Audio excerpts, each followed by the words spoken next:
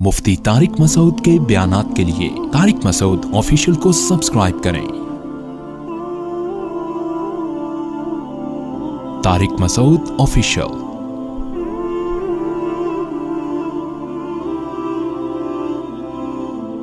देखो, दुनिया में सारी चाहतें किसी की भी पूरी नहीं होती। ये तो हो ही नहीं सकता कि आप जो चाहें वो हो जाए। लोग वजीर आजम बनते हैं, जेल में चले जाते हैं। हकीकत है ये। कहां कहां इंसान पहुंचता है, फांसी के फंदों पे लटक जाते हैं और मालूम नहीं क्या क्या होता है। तो सारी चाहतें नहीं पूरी होने वाली हैं आपकी। तो अब हल क्या है इसका कि भाई हर ख्वाहिश पूरी करो, ये तो हो नहीं सकता। तो भाई समझौता कर लो। क्या ख्याल है?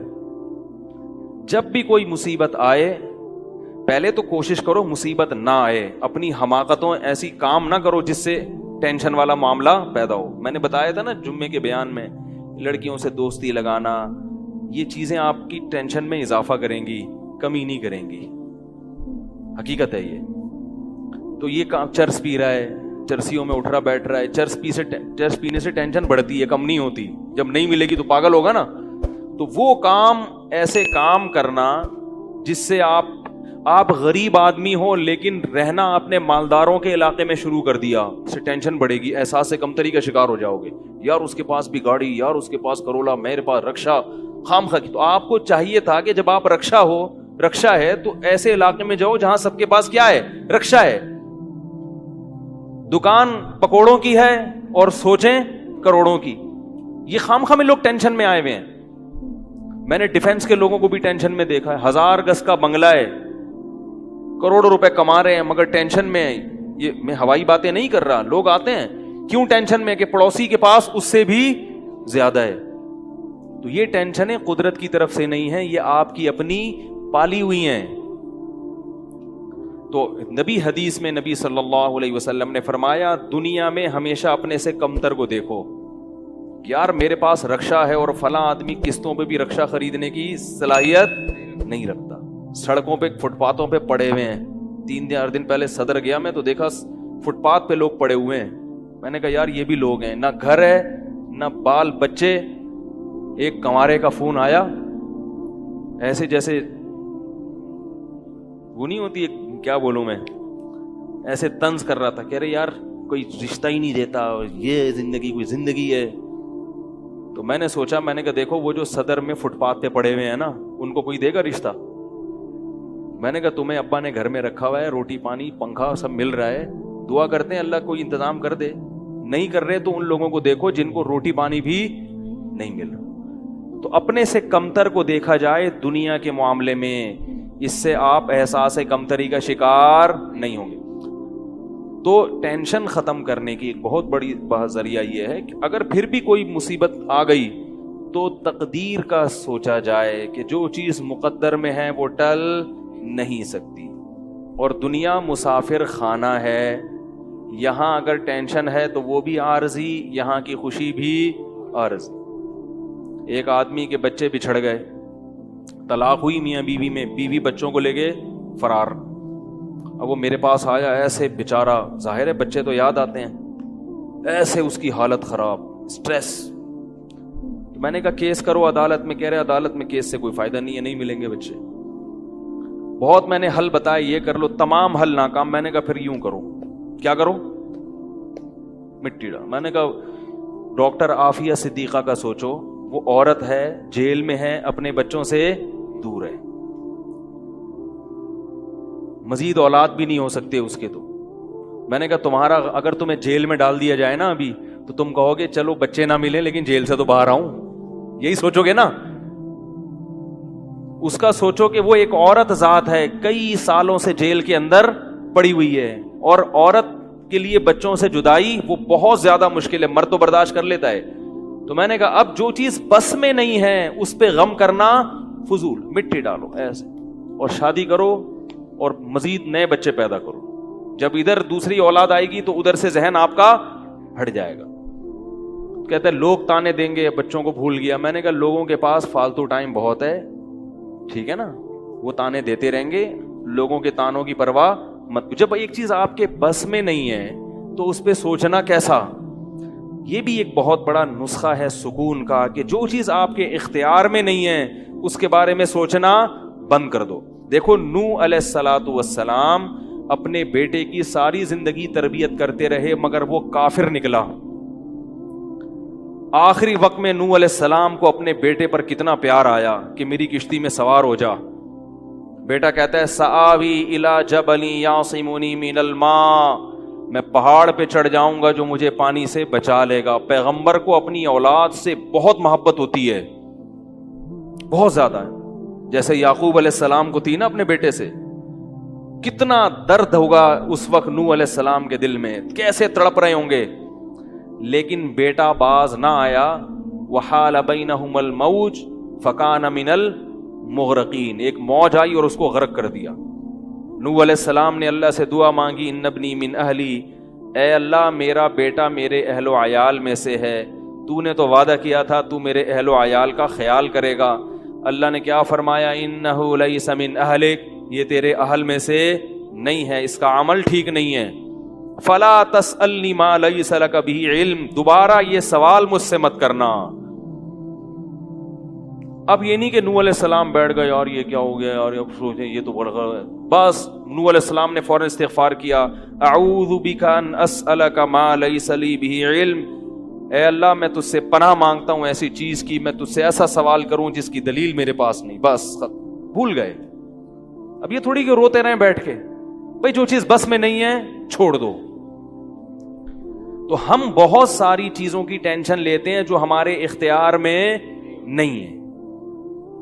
پیٹرول مہنگا ہو رہا ہے, بیٹھ کے خام خام میں پریشان ہے. بھائی تم سے پوچھ کے تھوڑی مہنگا ہوا ہے. غم کرنے سے اگر وہ سستا ہو جائے تو رو. میرے پاس تھی Kawasaki G T O, Kawasaki G T O 125.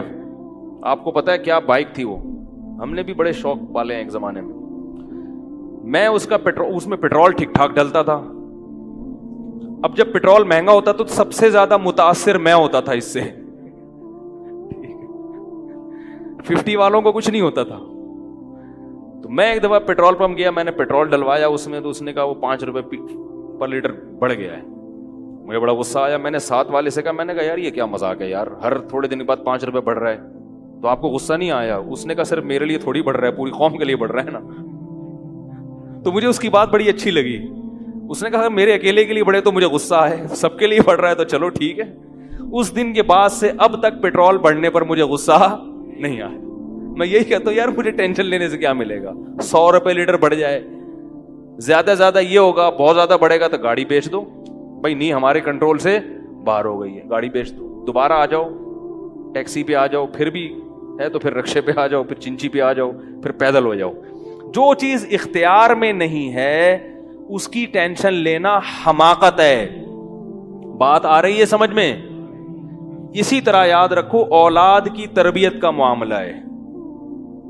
ہمارے ہاں جو لوگ نئے نئے دیندار بنتے ہیں یا پرانے بھی, وہ چاہتے ہیں میرا گھر 100% خلفائے راشدین جیسا بن جائے, جبکہ بیگم پہ کنٹرول نہیں ہوتا, وہ الگ سمت میں جا رہی ہوتی ہے. اب آپ نے ڈنڈا چلانا شروع کر دیا, بچے باغی ہونا شروع. وہ بجائے دین پہ آنے کے ابا کو مکھنچو سمجھنا شروع کر دیتے ہیں اور بغاوت پھیلتی ہے. تو بھائی آپ اعتدال سے تربیت کی کوشش کرو, ہو گئی ٹھیک ہے, نہیں ہوئی ہم سے نہیں سوال ہوگا, ہم جو کر سکتے تھے ہم نے کر لیا. تو ہم نے نا بہت ساری چیزیں, یہ ہو رہا ہے معاشرے میں غلط, یہ ہو رہا ہے, وہ والے وہ جماعت کیوں آ گئی, وہ جماعت کیوں آ گئی, وہ فلاں فرقہ کیوں بڑھ رہا ہے, یہ والے کی کم ہو رہے ہیں, وہ زور سے آمین کیوں کہہ رہے ہیں, وہ آہستہ آمین کیوں کہہ رہے ہیں, ٹھیک ہے نا, وہ رفع الیدین کیوں کر رہا ہے, وہ رفع الیدین کیوں نہیں کر رہا. میرا ایک اصول ہے, میں جب کسی ٹاپک پر بیان کرتا ہوں تو مجھے جب بھی کوئی ایسے اختلافی مسائل پر بیان ہوتا ہے نا, تو اکثر لوگوں کے پھر واٹس ایپ پہ میسج آنا شروع ہوتے ہیں, آپ نے جو یہ بیان کیا اس میں یہ والی بات, حالانکہ اس بات کا جواب اس میں موجود ہوتا ہے. تو میں پھر مزید جواب نہیں دیتا, میں کہتا ہوں پورا بیان سنیں. وہ پھر جواب بھیجتے ہیں کہ ہم نے پورا بیان سنا ہے, میں کہتا ہوں دوبارہ سنیں. کہتا ہے سنا تو ہے, مجھے جواب نہیں ملا, جبکہ مجھے پتا ہوتا ہے جواب اس میں ہے. میں کہتا ہوں پھر تیسری بار دوبارہ سنیں, کیونکہ اس سے زیادہ کہ ہم مکلف نہیں. اب یہی تھوڑی کہ ایک ہی چیز کو لے کے پھر وہی سوال وہی جواب وہی سوال وہی جواب. پبلک کے پاس تو ٹائم ہے, وہ تو کرتے رہیں گے اور آپ کی صلاحیتیں بیکار ضائع ہوتی رہیں گی. بھائی ہم جو ایک ٹاپک پر بات کی, پورا کور کیا اس کو, مجھے اچھی طرح معلوم ہے آپ کے ان تمام سوالات کا جواب اس میں موجود ہے. اب بار بار سوال کرو گے تو ہم نئے سرے سے جواب دے کے ٹائم ضائع. یہ ٹینشن ہے خام خواہ کی کیوں پالیں؟ ٹینشن پتہ ہے کیا ہوتی ہے؟ ٹینشن یہ ہوتی ہے کہ یار اتنی تفصیل سے میں نے بیان کیا پھر بھی لوگوں کی سمجھ میں نہیں آ رہا, ہائے یہ کیا یار, یہ کیا. اس سے آپ خام خواہ میں آپ کے سر کے بال غائب ہوتے رہیں گے. تو ہم یہی کہیں گے, اے اللہ ہم سے جو ہو سکا تھا ہم نے کر دیا. اب سمجھ میں آنا سمجھانا کس کے بس میں ہے؟ اللہ کے بس. نبی کی بات سب کی سمجھ میں نہیں آئی, اور اللہ تعالیٰ نے نبی کو کتنی تسلیاں دی ہیں قرآن میں. نبی کو بار بار کہا کہ آپ جو سمجھا رہے ہیں پھر بھی یہ نہیں سمجھ رہے تو ٹینشن نہ لیں. کیوں؟ نبی کو اگر زیادہ ٹینشن ہوگی تو کام کون کرے گا؟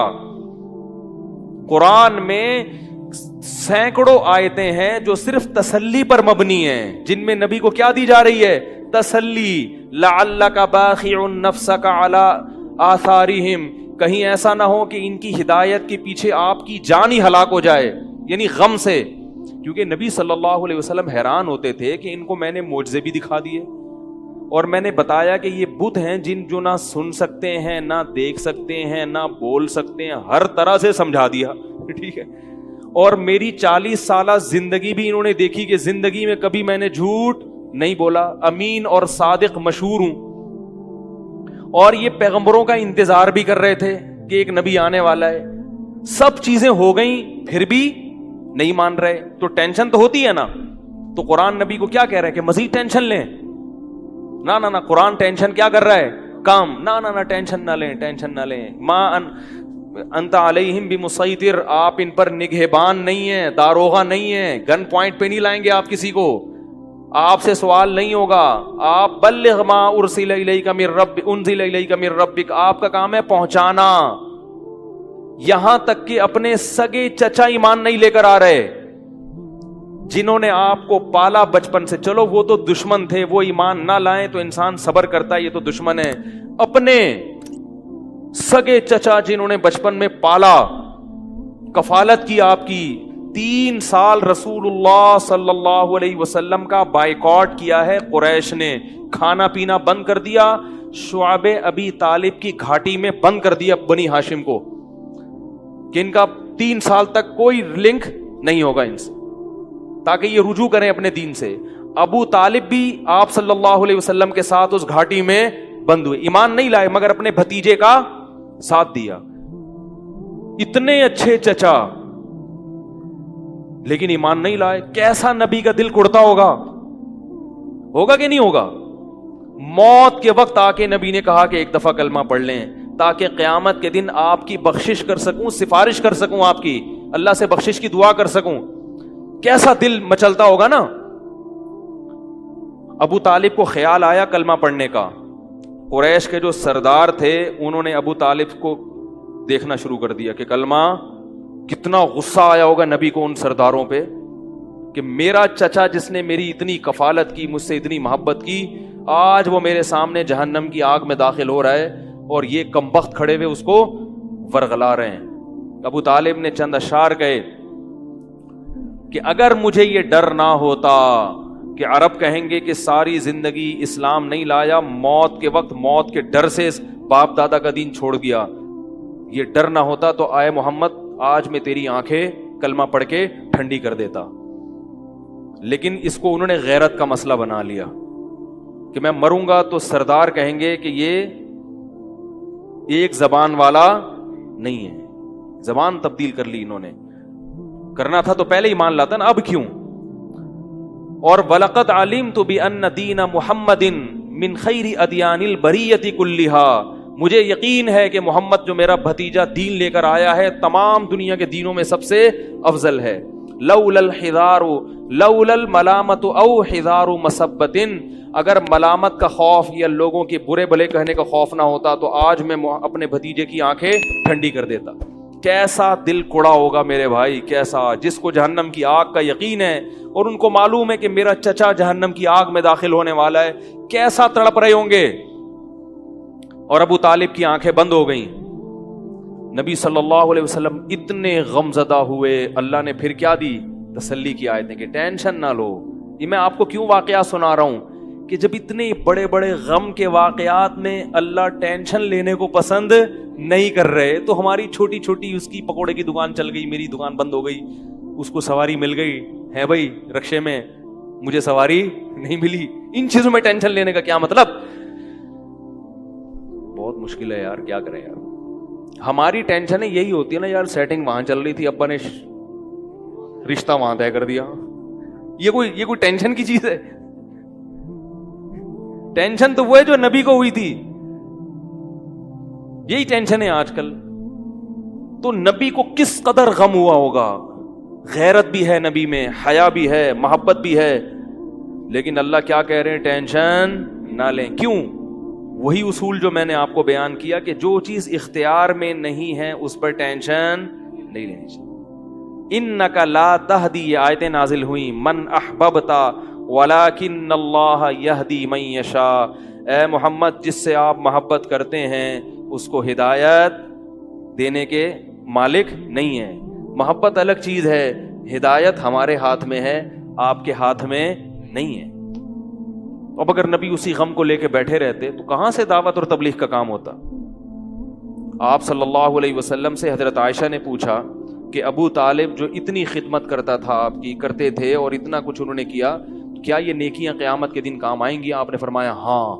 کتنا کام آئیں گی کہ جہنم کے نچلے طبقے سے اللہ اٹھا کے اوپر والے طبقے میں لے آئے گا، اور پاؤں میں صرف آگ ہوگی مگر اس سے دماغ ایسے کھولے گا جیسے ہانڈی. ابو طالب پورے جہنم کی آگ میں نہیں ہوں گے، صرف ان کے پاؤں جہنم کی آگ میں ہیں. اس سے پتہ چلتا ہے کافر کی نیکیاں کام تو آتی ہیں مگر عذاب کم کرنے میں، عذاب ختم کرنے میں نہیں. بھی ہم دیکھتے ہیں کہ دنیا میں بہت کچھ غلط ہو رہا ہے، دلائل کے انبار لگا دو پھر بھی لوگ نہیں مانتے، اور فرقواریت، ایک دوسرے پہ طعن و تشنی، گھریلو حالات میں گڑبڑ. تو اس میں اگر آپ ٹینشن لینا شروع کر دو گے تو پھر سوائے ڈپریشن کی گولیوں کی ایک نئی ٹینشن لگ جائے گی. جس دن گولی نہیں کھائی اس دن عجیب سا ہو گیا. ڈپریشن کا مریض کو جس دن گولی نہ ملے وہ خود گولی کی طرح بن جاتا ہے، وہ پھر کئی لوگوں کو گولیاں کھانی پڑتی ہیں اس سے بات چیت کے بعد. تو اس لیے میرے بھائی دو چیزیں یاد رہیں گی، ایک نیند اور دوسرا ٹینشن. جتنا ہو سکے، پھر بھی اللہ کی طرف سے ہوتی ہے، ایسا نہیں ہے کہ ناممکن ہے 100% ہی ختم ہو جائے، یہ تو ممکن نہیں ہے، لیکن بہت سی چیزیں خود مسلط کی ہوئی ہیں.